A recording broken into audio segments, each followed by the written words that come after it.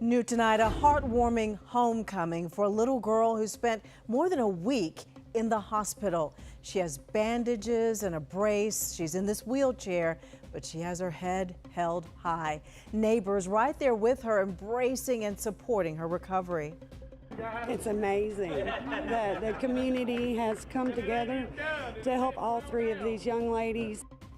Volunteers working tirelessly to build wheelchair ramps for two girls who were hit by a car while running a lemonade stand. Remember last week, a Western North Carolina lemonade company held a fundraiser for the families of those girls.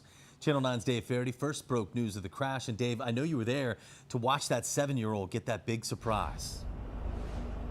Yeah, you know, Evan, she's got a long recovery ahead of her, but when the family got home from the hospital, there were a lot of smiles on their faces here at their home south of Morganton. When they got here in the yard, there were more than a half a dozen volunteers here who had just finished building this 60-foot-long ramp.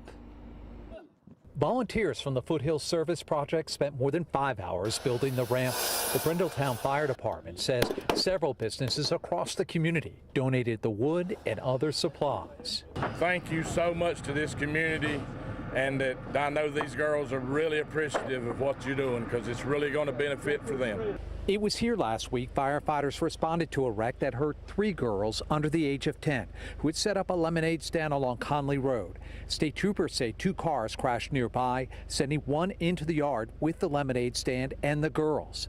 Andrew Wisden is overseeing the construction of the ramp and is glad the nonprofit could help. I'm just blessed. This is, like I said, this is our way of sharing God's love with this community by doing something physical for them to let them know they are loved. 7-year-old Annabelle arrived home from the hospital just as the volunteers placed the last boards on the ramp. Her older brother helped get her into their home.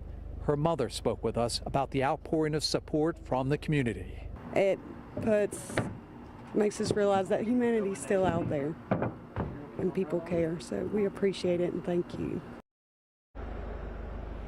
And the Foothills Service Project tells me that their work is not done out here. Right next door is where the 8-year-old lives. I'm told that tomorrow they're going to start building a ramp for that child who was injured in the wreck as well. She remains in the hospital tonight over in Asheville. Reporting live from Burke County, I'm Dave Faraday, Channel 9 Eyewitness News. What a terrible crash for those girls that we've been covering, but so many great improvements and a lot of input from the community. Dave, thanks for the update.